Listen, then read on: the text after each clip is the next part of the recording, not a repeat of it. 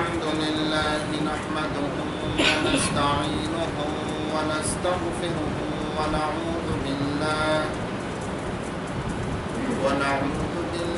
من شرور أنفسنا ومن سيئات أعمالنا من يهد الله فلا مضل له ومن يضلل فلا هادي له ونشهد أن لا إله إلا الله وحده لا شريك له ونشهد أن سيدنا وحبيبنا ومولانا محمدا عبده ورسوله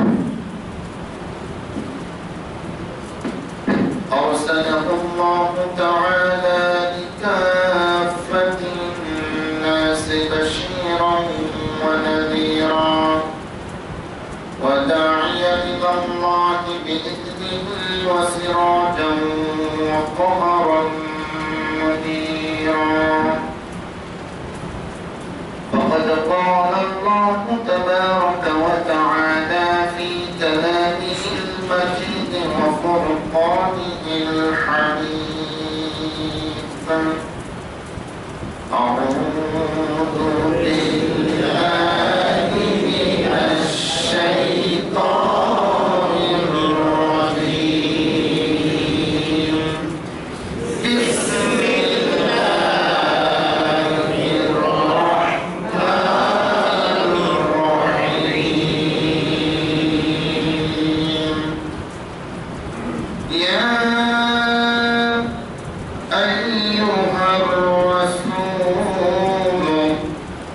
قل يا أيها الناس إني رسول الله إليكم جميعا وقال تعالى وما أرسلناك إلا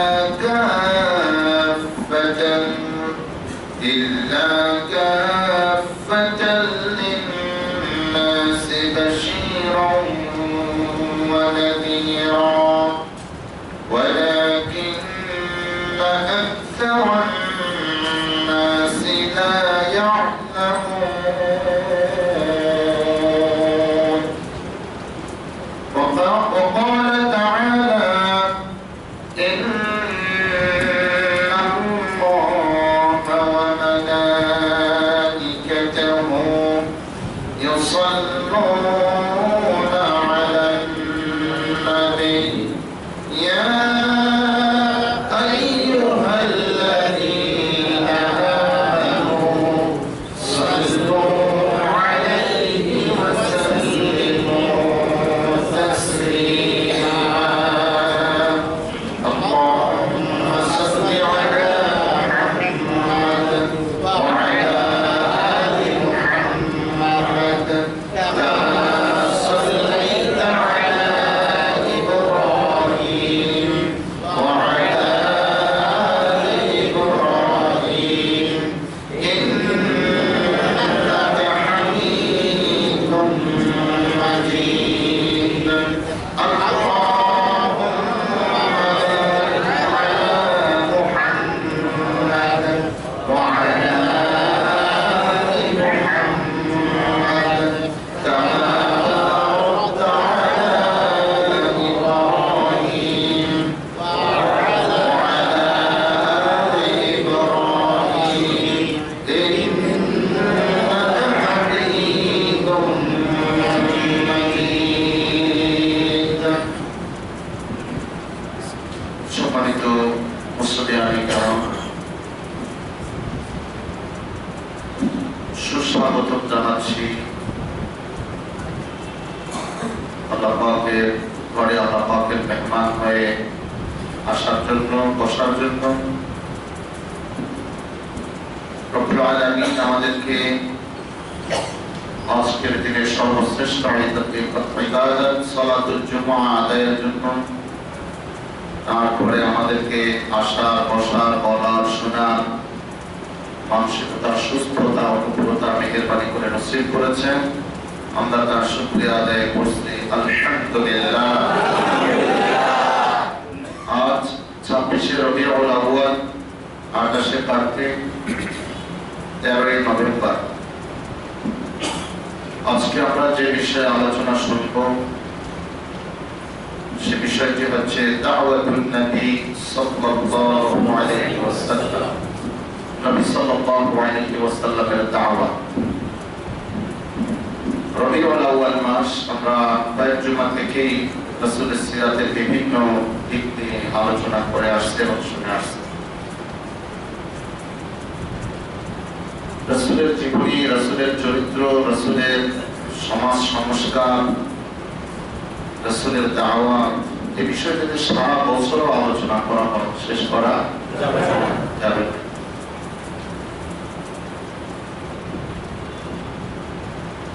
এই খুতবা আলোচনার মূল উদ্দেশ্য, লক্ষ্য হচ্ছে মানুষকে আল্লাহর রঙে রঞ্জিত করা, রাসূলের চরিত্রে চরিত্রবান বানানো।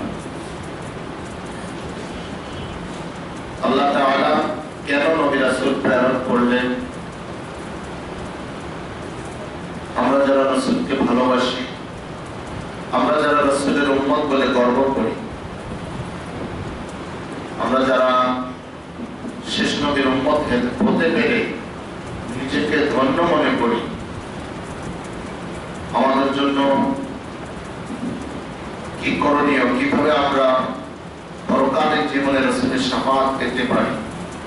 কারণ রাসূলের শাফাআত ছাড়া, সুপারিশ ছাড়া কোনো উম্মত জান্নাতে যেতে পারবে না। রাসূলের সুপারিশের পাত্র, শাফাআতের পাত্র আমি কিভাবে হতে পারি? এজন্য আমাদেরকে কি করণীয়, কি বর্জনীয়, এই বিষয়গুলি জুমার আলোচনায়, ময়দানের মাহফিল, বিভিন্ন সেমিনার, সিম্পোজিয়াম, এগুলি যদি উম্মতের মধ্যে না থাকে তাহলে মানুষ গোমরাহ হবে, অন্ধ হবে, ধর্ম বিমুখ হবে এবং মানুষ শয়তানের দাসে পরিণত হবে। জুমার বয়ান, মাহফিলের বয়ান, দ্বীনের বিভিন্ন বিষয়ে সিম্পোজিয়াম, সেমিনার, উম্মতের ভিতরে যত বেশি ব্যবহার হবে তত উম্মত আল্লাহ তাআলার ইবাদতের দিকে ঝুঁকে আসবে, রাসূলের চরিত্রে চরিত্রবান হতে পারবে, সমাজ থেকে অত্যাচার, অনাচার, জুলুম, নিপীড়ন, অপসংস্কৃতি বিদায় নেবে, মানুষ আল্লাহর বান্দা হবে। আর আল্লাহ খুশি হয়ে ওই মানুষগুলোর জন্য আসমানে জমিনে বালা মুসিবত, আযাব, গজব উঠিয়ে নিয়ে তাদের জন্য পৃথিবীটাকে একটি শান্তির, একটি সুন্দর স্থান বানিয়ে দেবে। সম্মানিত হাজিরিন, আমরা আজকে যে বিষয়টি গুরুত্ব দেব, রাসূলুল্লাহ সাল্লাল্লাহু আলাইহি ওয়াসাল্লামের দাওয়া। আমরা জানি রাসূলের নবুয়তি জীবন হচ্ছে 23 বছর। কত বছর? 23 বছর। রাসূলের মোট জীবন হলো 63 বছর। মোট জীবন 63 বছর। নবুয়তি জীবন 23 বছর। 23 বছর নবুয়তি জীবন। ওস্তাদকে একটা চেয়ার নিয়ে ভিতরে বসতে দেন। ওই দিক থেকে চেয়ার, খালি চেয়ারটা নিয়ে ওস্তাদকে এখানে বসতে দেন। রাসূল সাল্লাল্লাহু আলাইহি ওয়াসাল্লামের 23 বছর নবুয়তি জীবনকে আমরা মৌলিকভাবে দুটো ভাগে ভাগ করতে পারি। একটি হলো মাক্কি জীবন, আমার সাথে আছেন আপনারা? একটি হলো মাক্কি জীবন, আরেকটি হলো মাদানী জীবন। 23 বছর নবুয়তি জীবনের মাক্কি জীবন হলো 13 বছর, মাদানী জীবন হলো 10 বছর। এবার নবীজির দাওয়াতকে যদি আমরা ভাগ করি, এই 23 বছর নবুয়তি জীবনের দাওয়াতকে কয় ভাগে ভাগ করা যায়? নবুয়তি জীবনের দাওয়াতকে 3 ভাগে ভাগ করা যায়। কয় ভাগে? 3 ভাগে ভাগ করা হয়। এক নম্বর হচ্ছে আবরাহিকুল মাকতুম, সিরাত গ্রন্থ এভাবেই করে সাজিয়েছেন রাসূলের দাওয়াতকে। এক নম্বর হচ্ছে নবীজির দাওয়াত গোপনীয় দাওয়াত। নবীজির দাওয়াত গোপনীয় দাওয়াত। আল্লাহ সুবহানাহু ওয়া তাআলা নবীকে যখন রাসূল হিসেবে মনোনীত করলেন, তার কাছে ওহী প্রেরণ করলেন, জিবরীলকে প্রেরণ করলেন। সূরা আলাকের প্রথম 5টি আয়াত দিলেন, সূরা মুদাসসির দিলেন। মুজাম্মিল দিলেন। নবীজির যে দায়িত্ব আল্লাহ তাআলা দাওয়াতি কাজের জন্য, সেটা হচ্ছে আল্লাহ তাআলা প্রথম ধাপটি দিলেন ওয়া'আনদির আশীরাতাকাল আকরাবিন। হে নবী মুহাম্মদ সাল্লাল্লাহু আলাইহি ওয়াসাল্লাম, আপনি আপনার পরিবার, পরিজন, কাছের জন তাকে আপনি সতর্ক করুন। ইনকার বলা হয়েছে, কি করতে বলা হয়েছে? সতর্ক। কেন সতর্ক? সতর্ক তো ওই ব্যক্তি কি করে যে ভুল পথে থাকে, তাই না? সতর্ক তো ওই ব্যক্তি কি করে যে ক্ষতির দিকে ধাবিত হচ্ছে। সতর্ক তো ওই ব্যক্তি কি করে যে বিপদের দিকে চলে যাচ্ছে, সে জানতেছে না যে তার সামনে বিপদ। একজন মানুষ হাঁটতেছে, ওখানে ব্রিজ ভাঙা বা রাস্তা গর্ত বা যে কোনো রকমের ভীতিকর কোনো জিনিস আছে, তাকে সতর্ক, ভাই আপনি এই পথে যাবেন না বলে আমরা আল্লাহ নবীকে আল্লাহ বললেন আপনি সতর্ক করবেন আপনার কাছের জন, আপনজন, নিকট আত্মীয়দের। কিসের থেকে? মানুষ এক আল্লাহকে বাদ দিয়ে গায়রুল্লাহর সামনে মাথা নত করতেছে, নিজের হাতে পুতুল বানিয়ে তার সামনে মস্তক অবনত করতেছে, তার পূজা অর্চনা করতেছে। আপনি তাদেরকে সতর্ক করেন যে তোমরা শিরকের মধ্যে আছো। কিসের মধ্যে আছো? তোমাদের ইলাহ একজন। কয়জন? একজন। ইন্নামা ইলাহুকুম ইলাহু ওয়াহিদ। তোমাদের ইলাহ কেবলমাত্র একজন, তিনি একক, অদ্বিতীয়, তার কোনো শরীক নেই। নবীজি মুহাম্মদ রাসূলুল্লাহ সাল্লাল্লাহু আলাইহি ওয়াসাল্লাম সতর্ক করলেন, খবরদার তোমরা আল্লাহকে এক মানো, আল্লাহ ছাড়া কোনো গায়রুল্লাহর সামনে মাথা নত করবা না, আল্লাহ ছাড়া কোনো গায়রুল্লাহকে মানবা না, তাদের কোনো কর্মসূচিতে তোমরা অংশগ্রহণ করবে না। তোমরা এক আল্লাহর ইবাদত করো, এক আল্লাহর ইবাদত যেখানে আছে সেখানেই তোমাদের অংশগ্রহণ থাকতে হবে। নবীজি সাল্লাল্লাহু আলাইহি ওয়াসাল্লাম গোপনে গোপনে নিজের পরিবার, পরিজন, কাছের জন, আপনজন এদেরকে দাওয়াত দিলেন। কত বছর? কত বছর? 3 বছর। এবার আল্লাহ তাআলা নবীজিকে প্রকাশ্য দাওয়াতের নির্দেশ দিলেন, ফাসদা বিমা তুকমার ওয়া আ'রিদ আনিল মুশরিকিন। হে নবী, আপনাকে যে বিষয়ে আদেশ করা হয়েছে আপনি সেটা প্রকাশ্যে মানুষকে আল্লাহর দ্বীনের দিকে দাওয়াত দেন, প্রকাশ্যে সে দাওয়াত আপনি প্রচার করুন। নবীজি সাল্লাল্লাহু আলাইহি ওয়াসাল্লাম এবার সাফা পাহাড়ে উঠলেন। সাফা পাহাড়ে উঠে মক্কার সমস্ত গোত্রদের নাম ধরে ধরে ডাকলেন। নবীজির দাওয়াতে সবাই সমবেত হলো।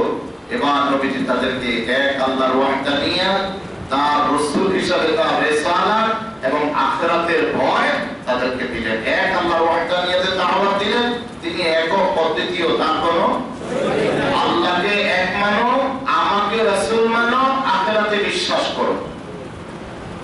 আল্লাহকে এক মানো, আমাকে রাসূল মেনে আমার ইত্তেদা করো, আমার অনুকরণ অনুসরণ করো এবং আখিরাতের জবাবদিহিতার ভয় নিয়ে সমাজে কাজ করো। কারণ তোমাদের প্রত্যেককে আল্লাহর আদালতে পুনরুজ্জীবিত হয়ে হাসরের ময়দানে উপস্থিত হতে হবে। নবী সাল্লাল্লাহু আলাইহি ওয়াসাল্লামের প্রকাশ্য দাওয়াত শুরু হলো। কয় মারহাবা, কয় ধাপ গেল? 2 ধাপ। একটা হলো গোপনে গোপনে, আরেকটা হলো 3 নম্বর ধাপ হচ্ছে মাদানী জীবনে হুদায়বিয়ার সন্ধির পরে নবী সাল্লাল্লাহু আলাইহি ওয়াসাল্লাম বিভিন্ন দেশের রাজা বাদশাদের কাছে চিঠি লেখার মাধ্যমে বহির্বিশ্বে দাওয়াতি কাজ প্রকাশ করলেন। বহির্বিশ্বের মানুষদেরকে, রাষ্ট্রপ্রধানদেরকে ইসলামের দিকে, ঈমানের দিকে দাওয়াত দিলেন। তাহলে দাওয়াতি কাজের প্রথম ধাপ হলো গোপনে, পরের ধাপ হলো প্রকাশ্যে, পরের ধাপ হলো বহির্বিশ্বে। আমরা এবার আসে নবীজির দাওয়াতগুলো কোন কোন দিকে। আমরা এখানে 4টি বিষয় নিয়ে এসেছি, এই বিষয়গুলোতে কথা বলবো। 1 নম্বর হচ্ছে নবীজির দাওয়াত হচ্ছে যেটা মক্কি জীবনে 13 বছর জীবন বেশি প্রাধান্য পেয়েছে, আদ-দাওয়া ইলা তাওহীদিল্লাহ সুবহানাহু ওয়া তাআলা, আল্লাহর একাত্মবাদের দিকে দাওয়াত, আল্লাহর একাত্মবাদের দিকে দাওয়াত। সেই একাত্মবাদের দিকে দাওয়াতগুলি আল্লাহ সুবহানাহু ওয়া তাআলা তার নবীকে এভাবে নির্দেশ দিয়েছেন। বলছেন সূরা আম্বিয়া 25 নম্বর আয়াতে আল্লাহ তাআলা বলছেন, ওয়া মা আরসালনা মিন ক্বাবলিকা মির রাসূলিন ইল্লা নূহী ইলাইহি আন্নাহু লা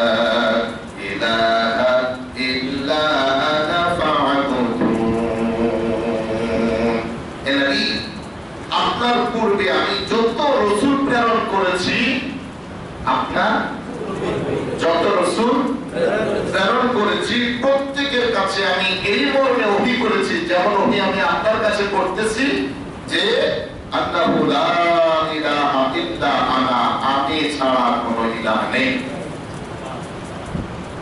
আমি ছাড়া ফা'বুদুন, অতএব তোমরা ইবাদত করো কেবলমাত্র আল্লাহ। সূরা কাহফের ভিতরে আল্লাহ তাআলা বলছেন ইন্নানি আনাল্লাহু লা ইলাহা ইল্লা আনা ফা'বুদনি ওয়া আকিমিস সালাতা লিযিকরি। আমি একমাত্র আল্লাহ, আমি ছাড়া কোনো ইলাহ নেই, অতএব তোমরা কেবলমাত্র আমার ইবাদত করো, আর আমার ইবাদতের একটি বহিঃপ্রকাশ আমার স্মরণে সালাত কায়েম করো। সুবহানাল্লাহ, কায়েম করো, সালাত কায়েম করো। সম্মানিত হাজিরিন, আমরা কি নবীর উম্মত না? জি। কথা বলেন, জি। দাবি করতে পারি তো? ইনশাআল্লাহ নবীর উম্মত। নবীর দাওয়াত আর আমার দাওয়াত যদি একরকম না হয়, নবীর দাওয়াতের সাথে যদি আমার দাওয়াত না মিলে, তাহলে কি নবীর উম্মত বলে দাবি করা যাবে? আফসোস মুসলমানের জন্য। আল্লাহর নবী উদ্বোধন করেছে মসজিদ, মদিনায় ঢুকেই কোবা মসজিদ উদ্বোধন করলেন, মদিনায় যাইয়া মসজিদে নববী উদ্বোধন করলেন, আর আজকালের মুসলমানেরা কালী মন্দির, কালী পূজার মন্দির উদ্বোধন করে। আফসোস মুসলমানের জন্য। এরা আবার মুসলমান বলে যখন পরিচয় দেয়, শয়তান মুখ চিবিয়ে হাসে, তুই বুঝি মুসলমান, তাহলে আমি কি? মুসলমানের জন্য, মুসলমানের জন্য এটা কি করে সম্ভব? নবীজির সারা 23 বছরের নবুয়তি জিন্দেগি শিরকের বিরুদ্ধে, মূর্তির বিরুদ্ধে তার সংগ্রাম। কথা বলে আমাদের মিল্লাতে ইব্রাহিম আলাইহিস সালামের সারা জীবন মূর্তির বিরুদ্ধে, শিরকের বিরুদ্ধে সংগ্রাম। এটা আফসোস মুসলমান, তোমরা আজকে মূর্তির সাথে, মুশরিকের সাথে, শিরকের সাথে একাত্মতা পোষণ করে, আর তোমরা জান্নাতে যেতে চাও, নবীর সুপারিশ চাও, মুসলমান বলে পরিচয় দিতে চাও, এটা পরিষ্কারও সম্ভব না। আম গাছে যেমন জাম ধরে না, নারকেল গাছে যেমন সুপারি ধরে না, তেমনি ভাবে শিরকের দাওয়াত দিয়ে, শিরকের সাথে কুফরির সাথে একাত্মতা পোষণ করে, শিরক এবং কুফরির বোঝা বহন করে আল্লাহ রাসূলের হাতের হাউজে কাউসারের পানি খেয়ে জান্নাতে যাওয়া, এটা কোনোদিন সম্ভব না, কোনোদিন সম্ভব না। নবীর এক নম্বর দাওয়াত হচ্ছে এক আল্লাহর দিকে দাওয়াত দেওয়া, এক আল্লাহকে মানো, যিনি তোমাদেরকে সৃষ্টি করেছেন, তোমাদেরকে বানাইছেন যিনি, কে বানিয়েছেন? আল্লাহ তাআলা বলছেন কাইফা তাকফুরুনা বিল্লাহি ওয়া কুনতুম আমওয়াতান ফাআহইয়ানাকুম সুম্মা ইউমীতুকুম সুম্মা ইউহয়ীকুম সুম্মা ইলাইহি তুরজাউন। কি করে তোমরা আল্লাহকে অস্বীকার করো? কি করে তোমরা আল্লাহকে অস্বীকার করো? আল্লাহর সাথে অংশীদার স্থাপন করো, আল্লাহকে ভুলে যাও, আল্লাহর দ্বীনকে ভুলে যাও। তোমরা তো ছিলে নির্জীব, মৃত, ওয়া কুনতুম আমওয়াতান, তোমাদের কোনো অস্তিত্ব ছিল না, তোমাদের উল্লেখ করার মতো কিছুই ছিল না। আহইয়াকুম, আমি আল্লাহ দয়া করে তোমাদেরকে অস্তিত্বে আনয়ন করেছি। সুবহানাল্লাহ। তুমি ছিলে একটা শুক্র কণিকা, যা পিতার পৃষ্ঠদেশের মধ্যে ছিলাম। আমি তোমার এমন আল্লাহ, আমি তোমার ওই শুক্র কণিকাকে জমাট বাঁধা রক্তে পরিণত করে, জমাট বাঁধা রক্তকে গোশতের টুকরায় পরিণত করে, আমি তোমার সমস্ত স্ট্রাকচার সাজিয়ে, আমি তোমার ভিতরে রূহ সঞ্চারিত করে একটা নবজাতক রূপে তোমাকে দুনিয়াতে নিয়ে এসেছিলাম। এমন ভাবে নিয়ে এসেছি, তোমার কোনো জ্ঞান নাই, বুদ্ধি নাই, দৃষ্টি নাই, শ্রবণ শক্তি নাই, অসহায়। আমি তিল তিল করে তোমাকে বড় করেছি। আজকে তুমি প্রাপ্তবয়স্ক হয়ে আমি আল্লাহকে অস্বীকার করছো, আমি আল্লাহকে ভুলে গিয়েছো, আমি আল্লাহর দ্বীন বাদ দিয়ে মানুষের তৈরি করা দ্বীনের অনুসরণ করছো, আমি আল্লাহকে বাদ দিয়ে মানুষের সামনে মাথা নত করতেছো, আমি আল্লাহকে বাদ দিয়ে নিজের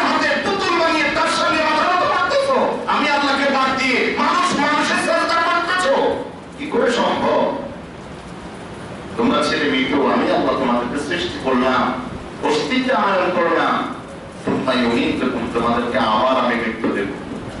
আবার কি দেব? মৃত্যু দেব। অতঃপর আবার তিনি তোমাদেরকে জীবন দিয়ে হাসরের ময়দানে তোমাদেরকে উঠাবে। তোমরা উঠে যাবে, প্রত্যাবর্তিত হবে তার কাছে। আল্লাহ সুবহানাহু ওয়া তাআলা এই একাত্মবাদের দাওয়াত আদম আলাইহিস সালাম থেকে শুরু করে মুহাম্মদ সাল্লাল্লাহু আলাইহি ওয়াসাল্লাম পর্যন্ত প্রত্যেক নবী এই একাত্মবাদের দাওয়াত দিয়েছেন। জাগতিক সমস্ত কিছুকে অস্বীকার করে এক আল্লাহর ইবাদত করো, এক আল্লাহর আদেশ মানো, এক আল্লাহর বিধান মানো, এক আল্লাহর সাথে কাউকে অংশীদার করো না।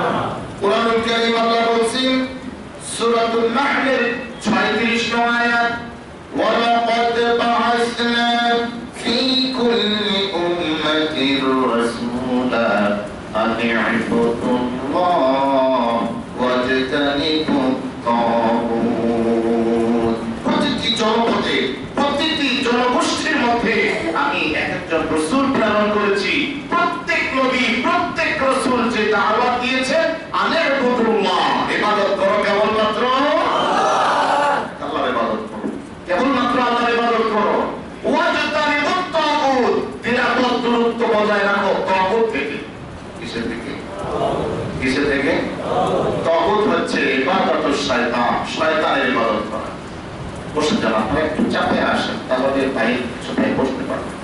তার সাথে কথা বসতে কাতার করলে জায়গা হয়ে যাবে ইনশাআল্লাহ। তাগুত কি জিনিস? তাগুত হচ্ছে আল্লাযীনা তাগাউ ফিল বিলাদ, যারা জমিনে বিপর্যয় সৃষ্টি করে, অত্যন্তপূর্ণ আচরণ করে, নিজেকে প্রভু মনে করে এবং এমন জিনিসের দাসত্ব করে যে জিনিসকে ইবাদত করার জন্য আল্লাহ নির্দেশ দেননি, বরং আল্লাহর সমকক্ষ দাঁড় করে তার পূজা করে, তার আনুগত্য করে। এরা হলো তাগুত। এরা হলো কি? মূলত শয়তান। মূলত কি? শয়তান নিজেও আল্লাহর প্রতি ঈমান আনে না, অন্যকে ঈমান আনতে দেয় না। নিজেও ইসলাম মানে না, অন্যকে ইসলাম মানতে দেয় না। নিজেও আল্লাহর দ্বীন মানে না, অন্যকে আল্লাহর দ্বীন মানতে দেয় না। অতএব তোমরা শয়তান থেকে বিরত থাকো, শয়তান থেকে নিরাপদ দূরত্ব বজায় রেখে চলো। প্রত্যেক নবীর একটি দাওয়াত। আর আল্লাহ বলছেন শয়তান তো দুই ধরনের হয়। কয় ধরনের? একটা হলো জিন শয়তান, আর একটা হলো মানুষ শয়তান। মিনাল জিন্নাতি ওয়ান নাস। আল্লাহ স্পষ্ট করেছেন, শয়তানের শ্রেণী বিন্যাস করেছেন। কুল আউযু বিরাব্বিন নাস, মালিকিন নাস, ইলাহিন নাস, মিন শাররিল ওয়াসওয়াসিল খান্নাস, আল্লাযী ইউওয়াসওয়িসু ফী সুদুরিন নাস, মিনাল জিন্নাতি ওয়ান নাস। তুমি এভাবে বলো, আমার কাছে আমি আশ্রয় চাই মানুষের স্রষ্টার কাছে, মানুষের রবের কাছে, মানুষের ইলাহের কাছে, মালিকের কাছে। মিন শাররিল ওয়াসওয়াসিল খান্নাস, প্রত্যেক আত্মগোপনকারী শয়তানের ওয়াসওয়াসার কুমন্ত্রণার অনিষ্ট থেকে, যে মানুষের অন্তরে কুমন্ত্রণা সৃষ্টি করে, আল্লাহর ইবাদত থেকে ফিরে রাখার চেষ্টা করে, আল্লাহর দাসত্ব থেকে ফিরে থাকার চেষ্টা করে, ভালো কাজ করতে বাধা দেয়, সব কাজে প্রতিবন্ধকতা তৈরি করে। আল্লাহ এই কুমন্ত্রণা থেকে আমি আপনার কাছে আশ্রয় চাই। মিনাল জিন্নাতি ওয়ান নাস, ওই শয়তানগুলো জিনদের মধ্য থেকেও হয়, মানুষদের মধ্য থেকেও হয়। যেই মানুষগুলো নিজেরা ঈমান আনে না, ঈমান আনতে দেয় না, এরা হলো মানুষ শয়তান।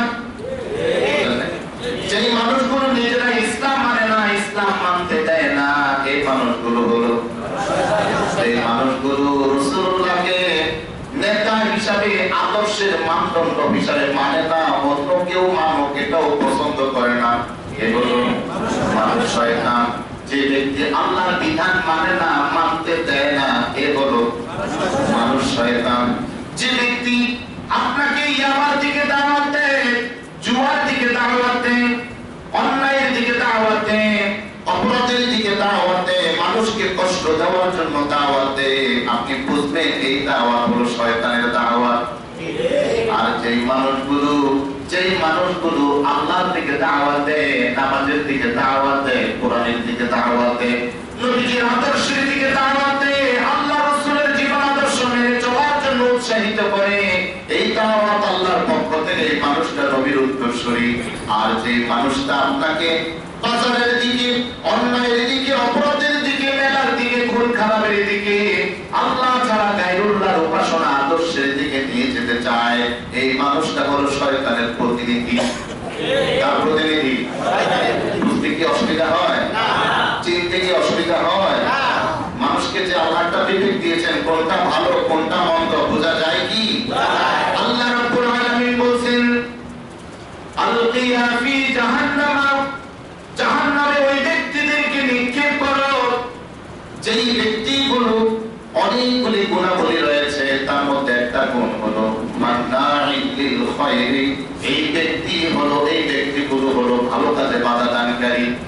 ভালো কাজে যত ভালো আছে, দুনিয়ার জন্য ভালো, মানুষের জন্য ভালো, আখিরাতের জন্য ভালো, পরোপকার হয়, ভালো হয়, এমন যত ভালো আছে, এই ভালো কাজে যে বাধা দেবে এই হলো শয়তানের প্রতিনিধি। আর যে ভালো কাজে উৎসাহিত করবে সে হলো আল্লাহর নবীগণের উত্তরাধিকারী। তো নবী সাল্লাল্লাহু আলাইহি ওয়াসাল্লামের এক আল্লাহর দিকে দাওয়াতের যে একটা মূল বিষয়, তোমাদেরকে আবার কিন্তু আল্লাহর কাছে ফিরে যেতে হবে। তোমাদেরকে আল্লাহর কাছে ফিরে যেতে হবে। এই জীবন শেষ জীবন নয়, এই সুখ শেষ সুখ নয়। তোমাদের আরেকটা জীবন আছে, যেটা নাম আখিরাতের জীবন। কিসের জীবন? নবী সাল্লাল্লাহু আলাইহি ওয়াসাল্লাম 23 বছর নবুয়তি জীবনের মধ্যে 13 বছর মাক্কি জীবন, এই আখিরাতের প্রতি ঈমানকে এত প্রাধান্য দিয়েছেন। কোরআনের সূরাগুলো, মাক্কি সূরাগুলোর দিকে তাকান, অধিকাংশই আখিরাত কেন্দ্রিক। 30 পারা কোরআনকে যদি আপনি ভাগ করেন, আখিরাত সংক্রান্ত যত আয়াত আছে, জান্নাত সম্পর্কে, জাহান্নাম সম্পর্কে, কবর সম্পর্কে, হাসর সম্পর্কে, ফুলসিরাত সম্পর্কে, মিজান সম্পর্কে, মানুষের জন্য আখিরাত কেন্দ্রিক যতগুলো আয়াত আছে, সব যদি একসাথে করা হয়, কোরআনের 1/3 হয়ে যাবে, 3 ভাগের 1 ভাগ হয়ে যাবে।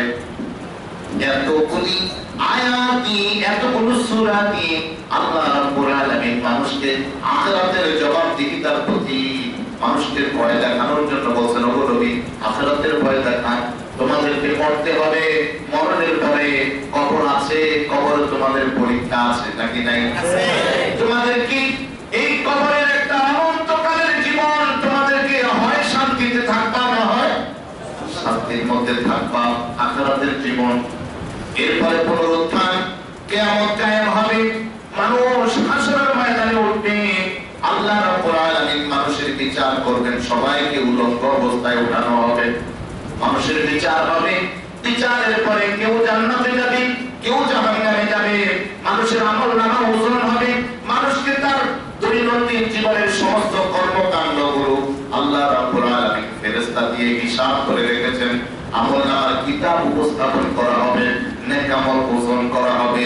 এই সব কথাগুলো নবীজি মুহাম্মদুর রাসূলুল্লাহ সাল্লাল্লাহু আলাইহি ওয়াসাল্লাম উম্মতকে বোঝানোর চেষ্টা করেছেন। 13 বছর নবুয়তি জীবন, ওয়াহদানিয়াতের দাওয়াত, আখিরাতের দাওয়াত নবীজি এমন ভাবে দিলেন, কিছু মানুষ তৈরি হয়ে গেল, কিন্তু বিরোধিতা চরমে। নবীজি 3 বছর গোপনে গোপনে দাওয়াত দিয়েছেন, বিরোধিতাও অত জোরালো না। যখনই প্রকাশ্য দাওয়াত শুরু হয়ে গেল, বিরোধিতাও প্রকাশ্যে শুরু হয়ে গেল।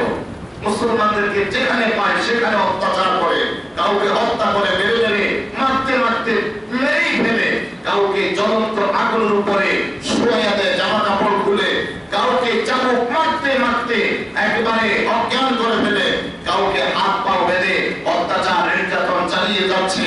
নবীজি সাল্লাল্লাহু আলাইহি ওয়াসাল্লাম এই অত্যাচার থেকে মুক্তি পান নাই। তাকেও কখনো মাথা ফাটিয়ে দিয়েছে, কখনো তার মাথার উপরে সেজদায় গেলে নোটের গাড়ি করে চাপিয়ে দিয়েছে, গালমন্দ করেছে, পাগল বলেছে, জাদুকর বলেছে, তারপরে গণক বলেছে।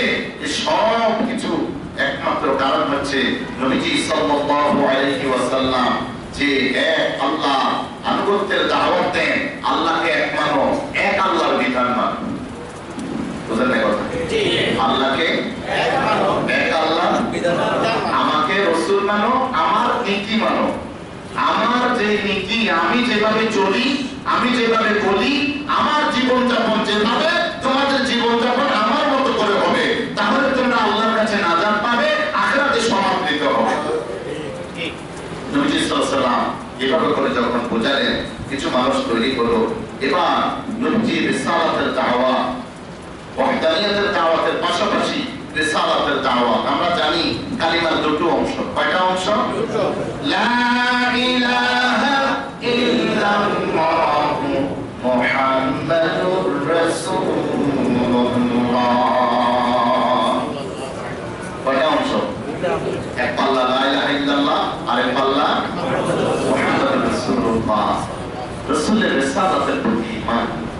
প্রত্যেক নবীকে আল্লাহ তাআলা বিভিন্ন গোত্রের কাছে নাযিল করেছেন, কিন্তু রাসূলুল্লাহ সাল্লাল্লাহু আলাইহি ওয়াসাল্লামকে আল্লাহ সুবহানাহু ওয়া তাআলা এভাবে বলেছেন যে, হে নবী, আমি আপনাকে গোটা মানব গোষ্ঠীর জন্য রাসূল হিসাবে প্রেরণ করলাম, সাদা কালো সমস্ত মানুষের জন্য। ইন্নী রাসূলুল্লাহি ইলাইকুম জামিআ। আপনি বলেন, হে নবী, আমি তোমাদের সমস্ত, কুল ইয়া আইয়ুহান নাস ইন্নী রাসূলুল্লাহি ইলাইকুম জামিআ। হে মানুষ সকল, আমি তো তোমাদের সাদা কালো, তোমাদের পৃথিবীর সমস্ত মানুষের জন্য আমি রাসূল। সুবহানাল্লাহ। এরপরে আয়াতের পরে বলা হয়েছে, আল্লাযী লাহু মুলকুস সামাওয়াতি ওয়াল আরদ। ওই আল্লাহর পক্ষ থেকে প্রেরিত রাসূল, যে আল্লাহর জন্য রাজত্ব আসমানেও জমিনেও। আসমানেও জমিনেও, নাকি জমিনে আরেকজনের রাজত্ব? আসমানের রাজত্ব একজনের, জমিনের রাজত্ব আরেকজনের। জমিনে কার রাজত্ব? কার রাজত্ব? আল্লাহর রাজত্ব। আমি ওই আল্লাহর পক্ষ থেকে তোমাদের জন্য প্রেরিত রাসূল। লা ইলাহা ইল্লাহু, তিনি ছাড়া কোনো ইলাহ ইউহয়ী ওয়া ইউমীত, তিনি জীবিতকে মৃত করেন, মৃতকে জীবিত। তোমাদেরকে জীবন দিয়েছেন, আবার তোমাদেরকে মৃত্যু দেবেন, আবার তোমাদেরকে জীবিত করবেন। আমিনু বিল্লাহি ওয়া রাসূলিহি, তোমরা আল্লাহর প্রতি ঈমান আনো আর রাসূলের প্রতি ঈমান আনো। আল্লাহর প্রতি ঈমান, রাসূলের প্রতি ঈমান। আল্লাহর প্রতি ঈমান, আল্লাহর প্রতি ঈমান, যে আল্লাহ তোমাদেরকে সৃষ্টি করেছেন। দুনিয়ার জীবনে তোমরা আল্লাহর প্রতি ঈমান কিভাবে আনবা? স্রষ্টা হিসাবে আল্লাহকে একক মানবা, খালিক হিসাবে আল্লাহকে একক মানবা, মালিক হিসাবে আল্লাহকে একক মানবা, বিধানদাতা হিসাবে আল্লাহকে দুইজন মানবা না। বিধানদাতাও কয়জন? একজন। বলে তাহলে সুদ কার বিধান? শয়তানের বিধান। হ্যাঁ, শয়তানের। জি। মুসলমানের সংবিধানের নাম কি? বিশ্বের কোন মুসলমান দেশগুলা, অমুসলমান বলতেন, কোন মুসলমানের দেশ আছে যে সংবিধান কোরআন? না। কথা বলেন, কোরআন। তাহলে কার আইন? ঈমান। ঈমান যে আল্লাহর প্রতি আনবো। আল্লাহ বলেন, আলা লাহুল খালকু ওয়াল আমরু, আলা লাহুল খালকু ওয়াল আমরু, সৃষ্টি যার হুকুম তো তারই চলবে। সৃষ্টি যার হুকুম চলবে, কিন্তু নাই তো মালিকের আইন নেই। মালিকের আইন সমাজের জন্য, পরিবারের জন্য, দেশের জন্য, জনগণের জন্য, ব্যক্তির জন্য, সামষ্টিকতার জন্য। যেখানে মালিকের আইন পাওয়া যাবে না, সেখানে শয়তানের আইন পাওয়া যাবে। মালিকের আইন না মেনে আল্লাহর কোরবান আল্লাহর কাছে সমাদৃত হবে না। নবীজি সাল্লাল্লাহু আলাইহি ওয়াসাল্লাম তাই বললেন, তোমরা আল্লাহ এবং তার রাসূলের প্রতি ঈমান আনো। ওই রাসূল যিনি নিরক্ষর, পড়তেও জানেন না, লিখতেও জানেন না, তিনিও ঈমান এনেছেন এক আল্লাহর প্রতি, আল্লাহর সমস্ত বিধানের প্রতি। ওয়াত্তাবিউহু, তোমরা তার অনুসরণ করো। নির্দেশ, তোমরা তার কার? রাসূলের। কার? তোমরা তার অনুসরণ করো। লাআল্লাকুম তাহতাদুন, আশা করা যায় আল্লাহর প্রতি যদি ঈমান আনো, জীবনের সকল ক্ষেত্রে এক আল্লাহর বিধান মানো, রাসূলের নীতি নৈতিকতা মানো, রাসূলের আদর্শ যদি মানো, তার ইত্তেদা যদি করো, তাহলে তোমরা হেদায়েত পাবে। কি পাবে? শর্ত সাপেক্ষে। আল্লাহর দেয়া জীবন বিধান যদি না মানো, আর রাসূলের ইত্তেদা করা কর্তায় যদি অনুসরণ না করো, হেদায়েত পাবে না। যদি অনুসরণ করো আল্লাহর প্রতি মানানো তাহলে কি পাবে?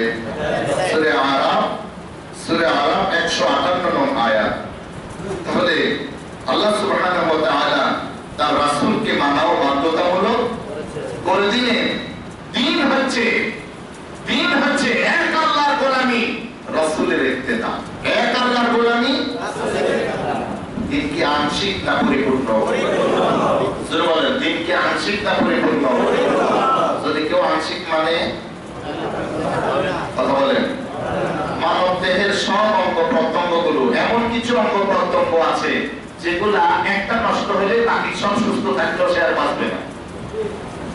যেমন ধরেন সব অঙ্গ প্রত্যঙ্গ ভালো, হার্ট শেষ, বাঁচবে? সব অঙ্গ প্রত্যঙ্গ ভালো, লিভার শেষ, বাঁচবে? সব অঙ্গ প্রত্যঙ্গ ভালো, যকৃত শেষ, খাইতেও পারে না, হজম হয় না, বাঁচবে? তাহলে কিছু জিনিস আছে যেগুলি একটা নষ্ট হলে সব সুস্থ থাকলেও কাজ হবে না। ইসলাম ঈমান এমন এক জিনিস, কমপ্লিট মানতে হবে, কোন একটা না মানলে সব পাবে। সব কি? নবীজি সাল্লাল্লাহু আলাইহি ওয়াসাল্লাম তাই উম্মতকে বোঝালেন, আল্লাহকে এক মানো, আমাকে নেতা মানো, আমার নৈতিকতা মেনে নাও, আমার অনুসরণ করো, তাহলে তোমরা হেদায়েত পাবে, তাহলে তোমরা আল্লাহ রাব্বুল আলামিনের সন্তুষ্টি অর্জন করে কিয়ামতের দিন সমাদৃত হবে। নবী সাল্লাল্লাহু আলাইহি ওয়াসাল্লামের 13 বছর মক্কি জীবনের দাওয়াত, গোপনে দাওয়াত, প্রকাশ্যে দাওয়াত, এটাই দিলেন, আল্লাহকে এক মানো, এক আল্লাহকে সিজদা দাও, ইবাদতে এক আল্লাহ, ব্যবহারিক জীবনেও বিধানদাতা হিসাবেও আল্লাহ, তাকে মানো, তার বিধানে মানবে, তার দেয়া যে সকল আদেশ নিষেধ সেটা তোমরা মেনে চলতে হবে। এবার রাসূলের দাওয়াত, আদ-দাওয়া ইলা ইকামাতি দীনিল্লাহি আলাল আদিয়ানিল বাতিলাতি। রাসূলের মাদানী জীবনের দাওয়াত যখন মানুষজন তৈরি হলো, কিছু মানুষ নবী সাল্লাল্লাহু আলাইহি ওয়াসাল্লাম একটা সুন্দর পরিবেশ পেলেন। নবী সাল্লাল্লাহু আলাইহি ওয়াসাল্লাম মাদানী জীবনে গিয়ে মসজিদ বানালেন। মসজিদ বানানোর পরে এবার মানুষকে আল্লাহ তাআলার বিধানের দিকে দাওয়াত দিলেন। এক নম্বর বিধান হলো নামাজ। এক নম্বর বিধান কি? নামাজ মক্কায় ফরজ হয়েছে, কিন্তু পড়ার পরিবেশ নাই, জামাত কায়েম করার পরিবেশ নাই। তাহলে আরকামের ভিতরে সাহাবা একরামদেরকে নিয়ে নামাজ পড়েছেন, ওটা বাড়ি, কিন্তু ওটাই ছিল মসজিদ। জুমার নামাজ এখনো ফরজ হয় নাই। দেখেন 13টা বছর গেল, এখনো জুমার নামাজ ফরজ হয় নাই, এখনো রোজা ফরজ হয় নাই, এখনো হজ ফরজ হয় নাই, এখনো যাকাত ফরজ হয় নাই, এখনো ইসলামের হালাল হারাম যতগুলি বিধান দরকার, পর্দার বিধান এখনো পুরোপুরি নাযিল হয় নাই। ইসলাম তো পরিপূর্ণ জীবন বিধান, পরিবেশ নাই। মদিনায় যখন গেলেন, এবার আল্লাহ সুবহানাহু ওয়া তাআলা মাদানী সূরাগুলোর ভিতরে দ্বীনের বিধিবিধান দান করলেন। প্রথম মদিনায় যাওয়ার পরই আল্লাহ তাআলা এবার যখন মসজিদ বানালেন, নির্দেশ দিলেন, আল্লাযীনা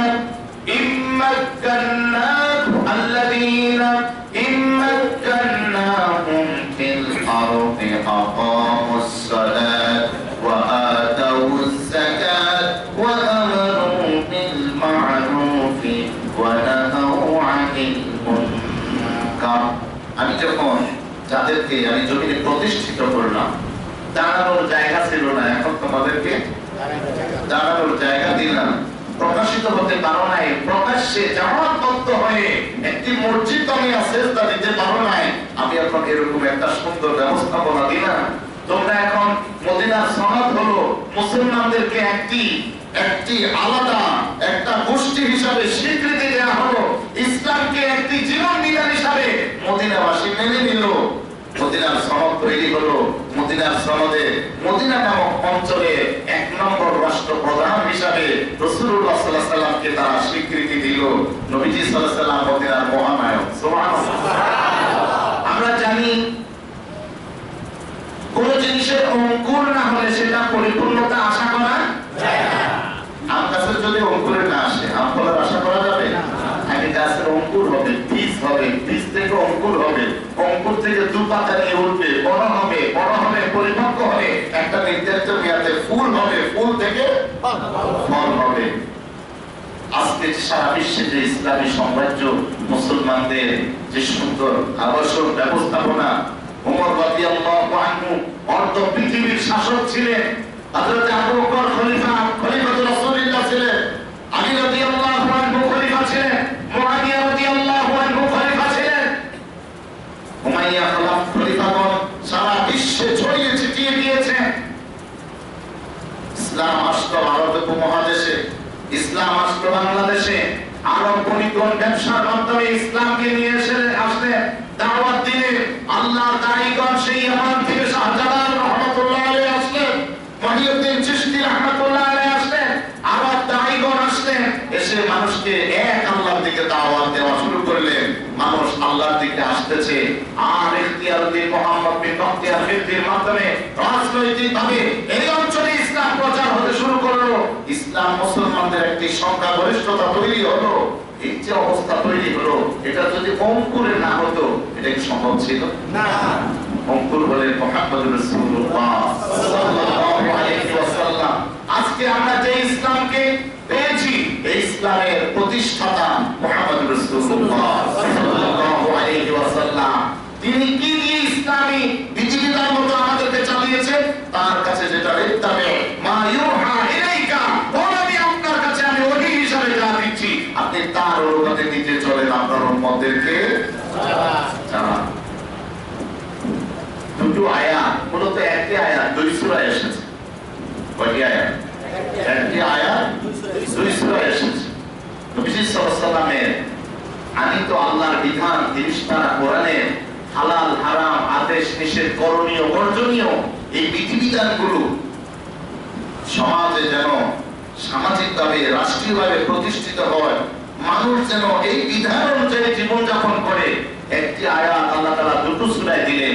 একটি দিলেন সূরা তাওবা 33 নম্বর আয়াতে, আরেকটি দিলেন সূরা সফের 9 নম্বর আয়াতে। একটি দিলেন সূরা তাওবা 33 নম্বর আয়াত, আরেকটা দিলেন একই আয়াত, আমার দিলেন দরকার কি দুইবার দেওয়ার? একবার দিলেই তো হতো। কথা বলেন, দুইবার দেওয়ার দরকার কি ছিল? একবার দিলেই তো হতো। গুরুত্ব কম, এই জন্য কথা বলে না। হ্যাঁ, গুরুত্ব বেশি। কি সে আয়াতটি? আল্লাহ রাব্বুল আলামিন বলেন, হুয়াল্লাযী আরসালা রাসূলাহু বিল হুদা ওয়া দীনিল হাক্কি লিইয়ুযহিরাহু আলা দীনি কুল্লিহি ওয়ালাউ কারিহাল মুশরিকুন। আল্লাহ তিনি সে মহান সত্তা যিনি আরসালা প্রেরণ করলেন রাসূলাহু, স্বীয় রাসূলকে, তার রাসূলকে, বিল হুদা হেদায়েত সহকারে, ওয়া দীনিল হাক্কি সত্য দিন সহকারে। সত্য দিনের নাম কি? ইসলাম। রাসূল সত্য দিনের নাম কি? ইসলাম। আল্লাহ বললেন অন্য জায়গায়, ওয়া রাদিতু লাকুমুল ইসলামা দীনা, ইসলাম নামক জীবন বিধান আমি আল্লাহ তোমাদের জন্য মনোনীত করলাম। এটার নাম সত্য দিন। এটার নাম কি? সত্য দিন। আমি আল্লাহ, তিনি সে মহান সত্তা যার, তিনি তার রাসূলকে হেদায়েত সহকারে, সত্য দিন সহকারে প্রেরণ করলেন। আল্লাহ কি জন্য প্রেরণ করলেন? কি প্রশ্ন করতে পারেন? আল্লাহ তাহলে সত্য দিন নিয়ে কি জন্য প্রেরণ করলেন? কি করলেন? আল্লাহ বললেন লিইয়ুযহিরাহু আই লিইয়ুকিমাহু, তিনি কেন? তিনি কে? রাসূল। তিনি কে? রাসূল। তিনি কেন প্রতিষ্ঠা করেন, কায়েম করেন, প্রচার করেন, প্রকাশ করেন, প্রতিষ্ঠা করেন, প্রসার ঘটান। লিইয়ুযহিরাহু, হু সর্বনাম, অর্থাৎ ওই দিনকে, যেই দিন সহ আল্লাহ তার রাসূলকে পাঠালেন, ওই দিনটা তিনি যেন প্রচার করেন, প্রসার করেন, প্রতিষ্ঠা করেন। আলা দীনি কুল্লিহি, ওই যুগে যুগে যুগে যত বাতিল দিন ধর্ম ওই সমাজে প্রচার ছিল, প্রতিষ্ঠা ছিল। ওই যুগে খ্রিস্টানদের ধর্ম ছিল, ইহুদিদের ধর্ম ছিল, পূজারীদেরও ধর্ম ছিল। কথা বলে না? ছিল না? ইসলাম আগমনের পরে, ইসলাম আগমনের পরে, কোরআন নাযিলের পরে তাওরাত রহিত হয়ে গেল, ইনজিল রহিত হয়ে গেল, সমস্ত বাগদাদার রসম রেওয়াজ রহিত হয়ে গেল। যিনি আল্লাহ, যিনি স্রষ্টা, তার নাযিল করা কিতাব অনুযায়ী মানুষ নিজে চলবে, অন্যকে চলার জন্য দাওয়াত দিবে, অন্যকে দাওয়াত দিবে। মানুষ মুমিন হয়ে যাবে, মুমিন হয়ে গিয়ে এই কিতাবকে, এই বিধিবিধানকে, এই সত্য দিনকে সমস্ত ধর্মের উপরে, বর্ণের উপরে প্রতিষ্ঠিত করবে। কি প্রতিষ্ঠিত করবে? কি প্রতিষ্ঠিত করবে? ইসলামকে প্রতিষ্ঠিত করবে। কিসের উপরে? যত ধর্মতন্ত্র মন্ত্র ওই সমাজে প্রচলন আছে সব কিছুর উপরে তিনি ইসলামকে প্রতিষ্ঠিত করবেন। করেছেন কিনা? করেছেন কিনা? করতে কষ্ট হয়েছে, অনেকগুলি যুদ্ধ করতে হয়েছে। আল্লাহ বলছেন কাফেররা এটাকে মেনে নেবে না, মুশরিকরা এটাকে মেনে নেবে না। অনেকগুলো যুদ্ধ করতে হয়েছে, মক্কাবাসী কোনোভাবে মেনে নেয় নাই। প্রথমে আসছে রাসূলকে শেষ করে দেওয়ার জন্য, কথা বলেন, কিন্তু নিজেরাই শেষ হয়ে গেছে। আবু জেহেল কি আর কেন আসছে? আবু জেহেলকে যখন পরে চিঠি দেওয়া হলো, আমরা নিরাপদে মক্কায় পৌঁছে গিয়েছি, ফিরে আসো, আর যুদ্ধ করা লাগবে না। আবু জেহেল দাম্ভিকতার সাথে বদরের ময়দানে বলেছিল, না ফিরে যাব না, মুহাম্মদের বিরুদ্ধে যুদ্ধ করব, ওর জবাই করব, আনন্দ ফুর্তি করব, এদেরকে ভালো করে খেলা দেখাইয়া যাব। আল্লাহকে অপেক্ষা করব। আবু জেহেল বের হওয়ার সময় খানায় কাবার গিলাফ ধরে আল্লাহরে মানতো, তবে এক মানতো না, আরো অন্যান্য গুলোরও মানতো। বুঝলেন না? মুশরিকরা আল্লাহকে মানতো, তবে একক মানতো না। খানায় কাবার গিলাফ ধরে বলছে, আল্লাহ মুহাম্মদের বিরুদ্ধে যুদ্ধ করতে যাচ্ছি, যেটা সত্য সেটাকে তুমি বিজয় করিও। আল্লাহ করব, সত্যটাকে কি করবো? বিজয় করব। পরিস্থিতি এমন হলো, আল্লাহ তাআলা ফাহাক্কা আলাইহাল কাউলু, আল্লাহর বিধানকে, আল্লাহর বাণীকে আল্লাহ তাআলা প্রতিষ্ঠিত করলেন, সত্যকে প্রতিষ্ঠিত করলেন, মিথ্যাকে পরাজিত করলেন। তারা তার ঐক্যবদ্ধ হয়ে উহুদের যুদ্ধে আসলো। উহুদের যুদ্ধে তাদের এক নম্বর কৌশল ছিল, আজকে মুসলমানের নাম নিশানা মিশিয়ে দেওয়া হবে। পারছে কি? না। জোরবলের পারছে কি? না। যুদ্ধের প্রথম দিকেও পারে নাই, মাঝখানে মুসলমানদের ভুলের কারণে আক্রান্ত হয়েছে। আল্লাহ সিদ্ধান্ত এভাবে 70 জন সাহাবী শাহাদাত বরণ করেছেন, নবীজি সহ প্রায় সকলেই আহত হয়েছে। এমন অবস্থায় তখন লিডারশিপে ছিল আবু সুফিয়ান রাদিয়াল্লাহু আনহু, রাসূলের শ্বশুর। তিনি মনে করেছিলেন যে মনে হয় সব শেষ। এক জায়গায় এসে বলে, তোমাদের মধ্যে কি মুহাম্মদ বেঁচে আছে? এই তোমাদের মধ্যে কি আবু বকর বেঁচে আছে? এই তোমাদের মধ্যে কি ওমর, উসমান, আলী বেঁচে আছে? আল্লাহ নবী ওমরকে বলে, ওমর জবাব দাও। সুবহানাল্লাহ। হযরত ওমর নামাজ পড়তে বলেন, এই আল্লাহর দুশমন, আল্লাহর নবী বেঁচে আছেন আমাদের মাঝে, আবু বকর বেঁচে আছে, ওমর বেঁচে আছে, উসমান, আলী বেঁচে আছে। বাচ্চাকে বলে সবার কাটা খা, কারো হাত, কারো পা, কারো দাঁত, কারো কপাল, সবার কাটা খা। ওরা আবার নতুন করে এই আহত অবস্থায় যেন মুসলমানদেরকে শেষ করে দেওয়া যায়, আবার তারা আসার জন্য, হামলার জন্য উপযোগ হয়েছে। আল্লাহ নবী তখন ঘোষণা দিলেন, এই কাটা শরীর নিয়ে আল্লাহর দ্বীনকে রক্ষা করার জন্য তোমাদের মধ্যে কে কে আছে তাদেরকে ধাওয়া করবে। সব সাহাবীরা কাটা শরীর নিয়ে আবার দাঁড়িয়ে গেল। তারা যখন আবার তাদেরকে ধাওয়া করলো, এমন ভয় পাইল, মক্কার দিকে তো ছোট্ট, পিছনের দিকে তাকানোর সময় নেই, পরাজিত হয়েছে। আহজাবের যুদ্ধ, বহুজাতিক বাহিনীর যুদ্ধ। 91 সালে বহুজাতিক বাহিনীর যুদ্ধ হয়েছে না ইরাকের বিরুদ্ধে? ঠিক রাসূলের যুগে ৫ম হিজরিতে বহুজাতিক বাহিনীর যুদ্ধ হয়েছে, যেটাকে বলা হয় গাজওয়াতুল আহজাব। এই আহজাব নামে কোরআনের আয়াত একটা সূরা আছে। মানে কি? বহুজাতিক। এ মুসলমান, তোমরা যখন ইসলামের পতাকা হাতে নিয়ে, তোমরা যখন ইসলামের কথা বলবে, তোমরা যখন ঈমানের কথা বলবে, তোমরা যখন ইসলামকে প্রচার প্রসারের জন্য চেষ্টা করবে, সম্মিলিত বহুজাতিক বাহিনী তোমাদের বিরুদ্ধে দাঁড়িয়ে যাবে, কিন্তু তোমরা আল্লাহ ছাড়া কাউকে ভয় করবে না। রক্তচক্ষুকে ভয় করবে না, মুমিনের মনের ভিতরে এক আল্লাহর ভয়।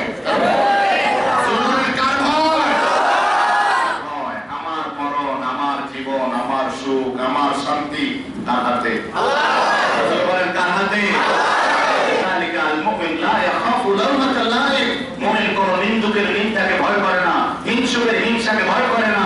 মুমিনের দিলে আল্লাহর রহমত, সে তো আল্লাহর কথা বলবে, সে তো আল্লাহর দ্বীনের কথা বলবে, সে তো হকের কথা বলবে, সে তো সত্যের উপরে চলবে। যে ব্যক্তি সত্যের উপরে চলে তার কথার যে শক্তি, পৃথিবীর কোন শক্তি তার কাছে কুলাবে না। আল্লাহ তাআলা তার নবীকে যখন এভাবে নির্দেশ দিলেন, নবীজি সাল্লাল্লাহু আলাইহি ওয়াসাল্লাম সাহাবায়ে কেরামকে এভাবে করে তৈরি করলেন, এইভাবে যে একটি জাতি তৈরি হয়ে গেল মুসলিম সাম্রাজ্য, তাদের চারিত্রিক বিষয়গুলি নবীজি এবার দেখলেন। তাদের আচার ব্যবহার, লেন দেন, এগুলো যদি পরিমার্জিত না হয়, একজন মুমিন পরিপূর্ণ মুমিন হতে, একজন মুসলমান পরিপূর্ণ মুমিন মুসলমান হতে। এবার নবীজির দাওয়াত হলো ইলা মাকারিমিল আখলাক। 4 নম্বর দাওয়াত। কয় নম্বর দাওয়াত? ইলা মাকারিমিল আখলাক, চরিত্র গঠনের দিকে নবীজির দাওয়াত। যার চরিত্র নাই তার জীবনে when character is lost, everything is lost. তার চরিত্র যখন সে হারালো, সে তার জীবনের সমস্ত কিছুই হারিয়ে ফেললো, তার জীবনে আর কিছুই নেই। টাকা হারালে টাকা আমার পাবে, ব্যবসা হারালে ব্যবসা আমার হবে, তো যে চরিত্র হারালো তার সব হারালো। চরিত্র এমন এক সম্পদ, চরিত্র এমন এক সম্পদ। নবীজি সাল্লাল্লাহু আলাইহি ওয়াসাল্লাম তার উম্মতদেরকে নিজের চরিত্র দিয়ে উম্মতদেরকে ইসলামের দিকে আকর্ষিত করেছেন। সুবহানাল্লাহ। যুগে যুগে ইসলাম তরবারির দ্বারা প্রতিষ্ঠিত হয় নাই, ইসলাম আদর্শ এবং চরিত্র দ্বারা অমুসলিমদের মন জয় করেছে। আজও আপনি পৃথিবীর দিকে তাকান, আজও আপনি মুসলমানের দিকে তাকান,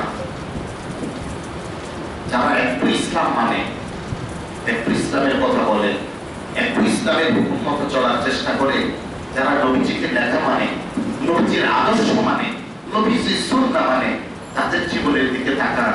যে ব্যক্তি নবীজির সুন্নাহ মানে না, আদর্শ মানে না, খুন খারাপি, হত্যা, দর্শন, লুট, তরা, অগ্নিসংযোগ, যত কিছু আছে, সে যদি সত্যিকার অর্থে আল্লাহ মানে, সত্যিকার অর্থে রাসূল মানে, মানুষের সমস্ত কিছু তার কাছে আমানত। সে মানুষের নিরাপত্তার জন্য হুমকি হবে না, সে মানুষের ক্ষতি সাধনের চেষ্টা করবে না, সে মানুষের উপরে জুলুম করবে না, সে মানুষের হক কেড়ে নেবে না, সে মানুষের কি বলবো, মানুষের যত খারাপ দিক আছে এগুলোর সাথে সে থাকবে না। নবীজি সাল্লাল্লাহু আলাইহি ওয়াসাল্লামের আদর্শ, চরিত্র, আচার, ব্যবহার, লেনদেন, চাওয়া পাওয়া এমন হয়েছে যে সাহাবায়ে কেরাম একটি সুন্দর আদর্শ দিয়ে আস্তে আস্তে ইসলাম মানুষের মন জয় করেছেন। যখনই মক্কা, দেখেন একটা বিষয়, যে মক্কাবাসী তাড়িয়ে দিল, নবীজি সাল্লাল্লাহু আলাইহি ওয়াসাল্লাম যখন মক্কা বিজয় করলেন, মক্কার মানুষেরা মনে করছিল তো এবার তো আমাদেরকে সাইজ করবে, কিন্তু আল্লাহ রাসূল যখন সাধারণ ক্ষমা করে দিলেন, আল্লাহ বলেন ওয়ারাইতান নাসা ইয়াদখুলুনা ফি দীনিল্লাহি আফওয়াজা, ধরে ধরে মানুষ ইসলামের দিকে ধাবিত হচ্ছে। আজকে পৃথিবীব্যাপী ইসলামকে যেভাবে কটূক্তি করা হচ্ছে, মুসলমানদেরকে কটূক্তি করা হচ্ছে, আলেম ওলামাদেরকে কটূক্তি করা হচ্ছে, এদেশে আলেম ওলামারা দর্শক নয়, দর্শকরা আলেম ওলামা সাজে। এদেশে যারা খুন খারাপি করে, এটা কোন সত্যিকার অর্থে যারা আল্লাহ মানে, রাসূল মানে, তারা এগুলি করতে পারে না। তাদের মিশন নয়, তাদের মিশন হলো মানুষের জান মাল ইজ্জতের নিরাপত্তা গ্যারান্টি হওয়া। আমি এগুলি নিয়ে কথা বলবো, একটা বিষয় দিয়ে আমি আজকের আলোচনা পরিসমাপ্তি করব, কন্টিনিউ সামনে চলবে। আল্লাহ তাআলা মানুষকে 5টি বিষয়ে হেফাজতের দায়িত্ব দিয়েছে। কয়টা বিষয়? 5টি বিষয়। ঈমান হেফাজত করতে বলা হয়েছে, ইসলাম হেফাজত করতে বলা হয়েছে, মানুষের বিবেক বুদ্ধি হেফাজত করতে বলা হয়েছে, মানুষের অর্থ সম্পদ হেফাজত করতে বলা হয়েছে, এবং মানুষের প্রজন্ম হেফাজত করতে বলা হয়েছে। ঈমান এবং ইসলামকে, ঈমান হেফাজত করার জন্য আল্লাহ শিরককে হারাম করেছেন, ইসলামকে হেফাজত করার জন্য আল্লাহ কুফরিকে হারাম করেছে, মানুষের বিবেককে হেফাজত করার জন্য সর্বপ্রকারের নেশা জাতীয় জিনিস কথা বলেন। আজকে দেখেন আপনি যত অবৈধ মানুষকে ধরা হচ্ছে, শাস্তির আওতায় আনা হচ্ছে, এদের অধিকাংশই 99% মন্থর নেশাখোর। কথা বলেন, মন্থর নেশাখোর। এবং সারা বিশ্বে যত রকমের খুন খারাপি মাতলামি সব কিছুর সাথে নেশা সে নেশা করে তখন তার আকল আর স্বাভাবিক থাকে না। আল্লাহ মানুষকে সুস্থ সবল মানুষ বিবেক চিন্তা করবে, কে আমারে বানাবে, কি আমার দায়িত্ব কর্তব্য, আমার কি করণীয়, আমার কি বর্জনীয়, এই আকলকে হেফাজত করার জন্য আল্লাহ নেশা হারাম করলেন। নবীজি সাহাবায়ে কেরামের উপরে এটা যখন প্রচার করলেন, সাহাবায়ে কেরাম নেশা হারাম করলো।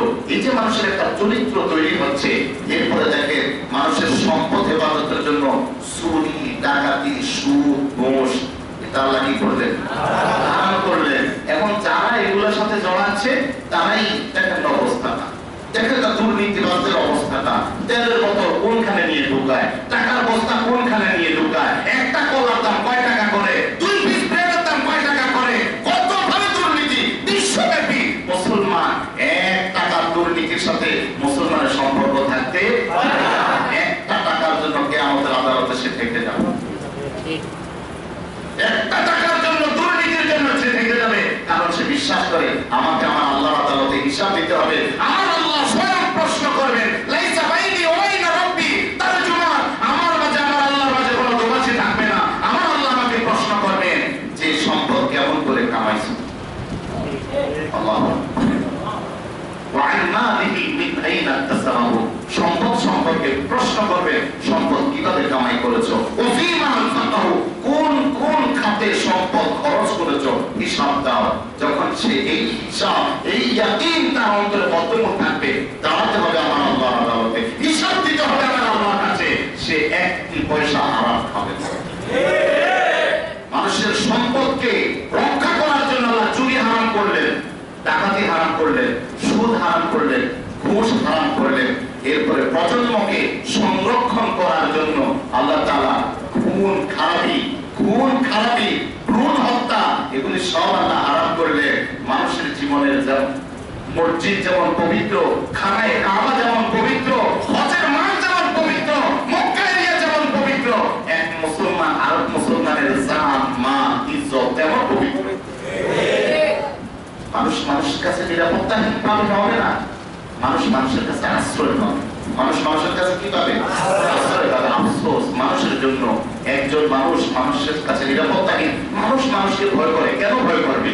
মানুষ বাঘকে ভয় করে, মানুষ সাপকে ভয় করে, মানুষ হিংস্র জানোয়ারকে ভয় করে। মানুষ কি হিংস্র জানোয়ার? তো মানুষ মানুষকে কেন ভয় করবে? মানুষ মানুষের কাছে নিরাপত্তা পাবে, আর যাদেরকে মানুষ ভয় করে তারা মানুষ নয়, তারা জানোয়ারের চেয়েও খারাপ। মানুষ মানুষকে কেন ভয় করবে? মানুষকে তো আল্লাহ পাপ বানায়া সৃষ্টি করে নাই, মানুষকে তো আল্লাহ হিংস্র পশু বানায়া সৃষ্টি করেন নাই। মানুষের কাছে মানুষ আশ্রয় পাবে, মানুষের কাছে দেখেন আল্লাহ মুমিনদের কোন মুশরিক যদি তোমার কাছে আসে, সে মুশরিক, তুমি তাকে নিরাপত্তা দাও। তুমি চোর করে থাকে ধর্মান্তর করবে না, ধর্মান্তরিত করবে না, তাকে নিরাপত্তা দাও। হাত্তা ইয়াসমা কালাম আল্লাহ, সে আল্লাহর কথা। তুমি যখন নামাজ পড়বে সে তোমার নামাজ দেখবে, তুমি যখন আযান দিবে সে তোমার আযান দেখবে, তুমি যখন কামাই করবে সে তোমার কামাই দেখবে, তোমার চলাফেরা, উঠা বসা, লেনদেন দেখবে। দেখে যদি তার কাছে ভালো লাগে, না আমার সে তো তারপরেই ভালো, সে তোমার দিন উৎসাহী হয়ে গ্রহণ করবে। সুবহানাল্লাহ। মুসলমানের পেট চেটে খাওয়া দেখে জেরুজালেমের হাজার হাজার আহলে কিতাব ইসলাম গ্রহণ করেছে। মুসলমানের প্লেট চেটে খাওয়া এত সুন্দর, আঙ্গুল চেটে খায়, প্লেট চেটে খায়, আর আমরা তো আঙ্গুল চেটে তো আঙ্গুল টিস্যু দিয়ে মুছি, প্লেটে অর্ধেক খায়, অর্ধেকে পানিটা দিই। মুসলমান অমুসলমানদের ভূমিগুলি খাচ্ছ, আর মুসলমানদের আদর্শ তারা নিয়ে এখন তারা বিশ্ব হাত ধোয়া দিবস পালন করে। কথা বলেন মিয়া? হাত ধোয়া দিবস তোমরা শিখাও নাই, ইসলাম আমাদেরকে শিখিয়েছে। সুবহানাল্লাহ বলে। আলহামদুলিল্লাহ, করোনা এসে আমাদেরকে এখন ভালো করে হাত ধোয়া শিখিয়েছে। কথা বলেন না? করোনা আমাদেরকে কি শিখেছে? হাত ধোয়া শিখেছে, মেকআপ করা শিখেছে। যারা বোরকা নিয়ে মুমিন নারীদের মেকআপ নিয়ে ওঠা বসা করছে, বেশি মাতামাতি করছে, আল্লাহ এবারে মেকআপ পরে ঘরবন্দি করে দিয়েছে। মুসলিম নারীরা মেকআপ পরে কি মাতামাতি, কি একটা জঘন্য আচরণ তারা মুসলিমদের মেকআপ নিয়ে করতো। আল্লাহ এবারে অনির্দিষ্ট কালের জন্য মাসের পর মাস মেকআপ করে রাখছে। ভালোই লাগতো, পর্দা অটোমেটিক হয়ে গেছে। আল্লাহ আমাদেরকে বোঝার তৌফিক দান করুন। এখন বলে শেষ কথা, শেষ রাসূলের দাওয়াত, আমরা রাসূলের উম্মত কিনা? কথা বলেন, স্বীকার করি রাসূলের উম্মত কিনা? রাসূলের শাফাআত চাই কিনা?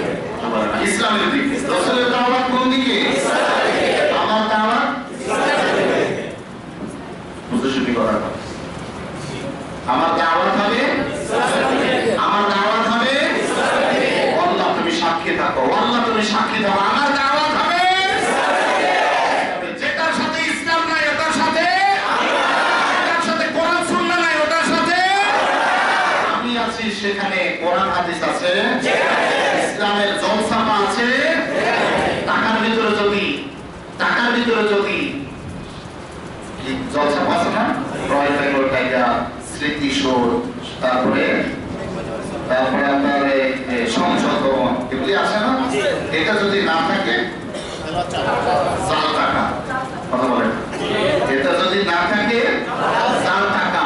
আমি যে মুমিন, আগামী সপ্তাহে আমি আলোচনা নিয়ে আসবো। মুমিনদেরকে আল্লাহ বলছেন ঈমান আনো, মুমিনদেরকে আল্লাহ কি বলছেন? ঈমান আনো। সূরা নিসার 136 নম্বর আয়াত, আগামী জুমার বিষয়বস্তু হবে ইনশাআল্লাহ এটা, যে আমি যদি মুমিন হয়ে থাকি, নবীর দাওয়াতের সাথে আমার দাওয়াত যদি না মিলে, আমি হবো নকল